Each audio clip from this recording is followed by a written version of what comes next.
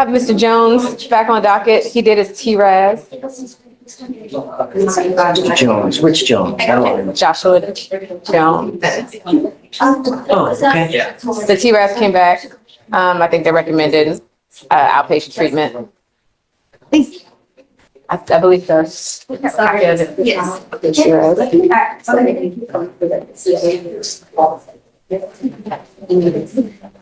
Okay. They recommended outpatient with 2 open DWIs.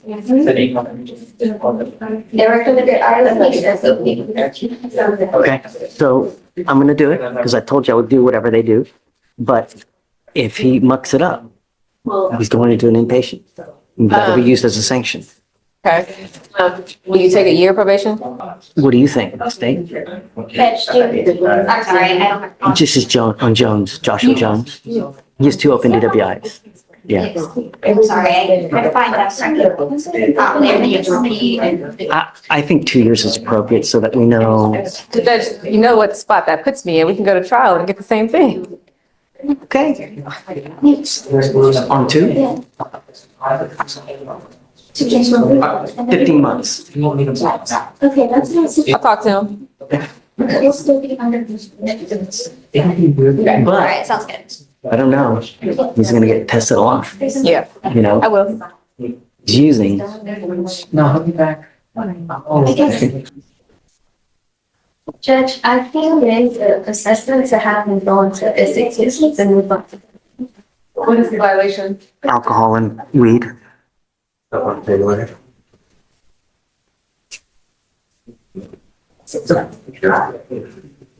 I have done everything in my power to try to keep you out of custody. You have 2 open DWIs. I was now going to grant the fact that you have negotiated an intensive outpatient treatment. You now are testing positive for alcohol and marijuana while you're on bond for this case.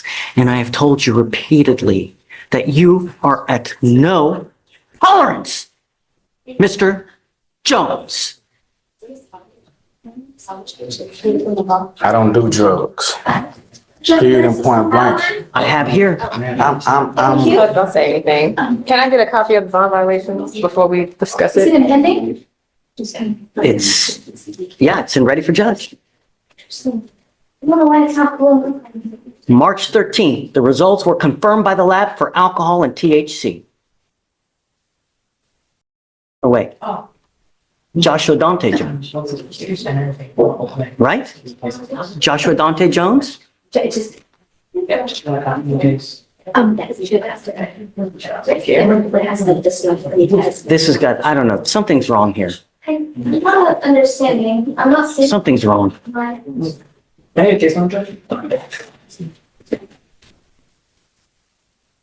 Oh. We need to put pretrial services on probation, man. I'm not sure. I mean, it says here, Mr. Jones, I don't see it in ready for judge. no, it's wrong. It's wrong. Let me see it. It's wrong. Let me see. Yeah, it's wrong. It's a Joshua Dante. Okay. It's the exact same. Okay. You're good. So we're good. Hey, It wasn't you. We're good. it's not you. Let's go talk again. Sorry to scare you. Judge. Let's go talk. He's good. He's not. Judge, you stated this was in ready for judge? Don't worry about it. Don't worry about it. Was it an error on our end? I want to apologize for getting mad at you. I had the wrong person, so it wasn't you. So I'm sorry for raising my voice and getting upset with you. And the reason I got so upset was because you have 2 open DWIs. It's serious business. It's not a, and so if I see someone that has those kind of cases that are open and then they start having more violations, that really tells me that there's a problem, which is not your case. I mean, I haven't seen any violations, which I'm hoping it stays that way. The idea is that you learn something when you get here, so you leave better than you came, because the last thing we want is for you to become a statistic. We have enough of that. don't want anymore. We don't want any more death on our streets. That's exactly what we're trying to prevent. And everything we do now here is to help you and give you the tools to make you better when you go out in the world, so that you think next time, if you do want to get lit, right? If you want to have 32 shots of tequila, 52 joints, or whatever it may be, right? That you think before getting into a car. Because God forbid, it's that one mistake that you dig such a hole you never crawl out of. That's the idea, You've worked a great deal here, really, where they're going to dismiss one of your DWIs, you're pleading to the other one. Nevertheless, when an officer pulls you over, the first thing they do, what do you think they do? They look at your record because they want to know who they're dealing with. If they look at your record and they go up to you in the car and they smell alcohol or dope, it's probably not going to go well. So the idea is, if you're going to get lit, if you're going to have that, be like that, take an Uber. Do you understand? The agreement that you worked out is, like I said, they're going to dismiss one of the DWIs. You're pleading guilty to one of the DWIs, so it will go on your record. You are now entering into an agreement, a plea bargain with the state. The agreement is 180 days in jail to be probated for 15 months. As part of the agreement, you will do a DWI education class, 2 victim impact panels. You will do a TRAS with conditions. You have already done the TRAS. The TRAS has recommended intensive outpatient treatment, followed by supportive outpatient treatment, which is good. I'm telling you, I thought they were going to order you to do inpatient treatment. That's what I thought they were going to do. So this is great for you because you're not going into lockup. But understand, it's not easy. You have to get it done. If you don't, do you understand? No drugs, no alcohol, no breath test refusal. So if you're pulled over in a car, an officer asks you to submit a breath test, you must do it.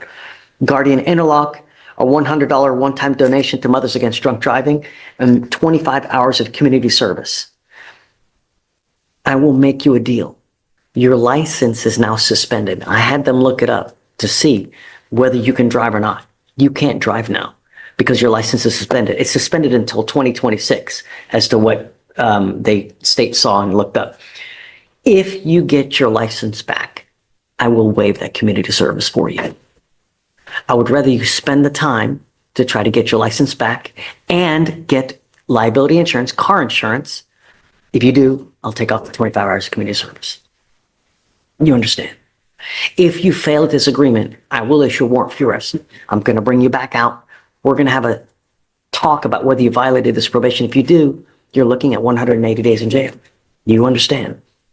Stop. The worst possible thing you can do is just take off. If you do, that's an instant warrant.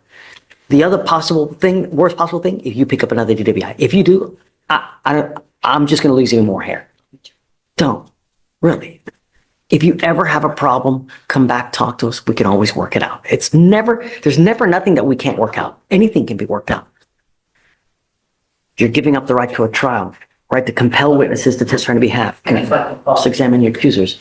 If you're not a citizen, there are possible immigration consequences. You can be deported, excluded from the country, denied naturalization under federal law. You give up the right to appeal. So once you plead guilty to this offense, it will go on your record. You can never take it off. Is this what you want to do? How do you plead to the offense of driving while intoxicated? Yes. I'm going to find you guilty. I'm going to follow the agreement. I'm not going to suspend your license. It's already suspended because of the ALR hearing. So don't just start driving until you get it back. Because you don't have a license, we're going to order you to get a portable device. I've been paying for it now while you're on bond for this case. I can't pay for it any further. Reduce this fees, please. The other thing that you need to understand is DWI is big business. There's a $3,000 surcharge that one normally tack onto this. I'm going to take it off now. But from now on, you ever pick up another DWI, that's a second. From now on, it's a minimum of 30 days in jail and a $6,000 surcharge on a second DWI. Do you understand? All right. Good luck, sir. Thank you. Thanks, Jimmy. You can have it. You can wait now.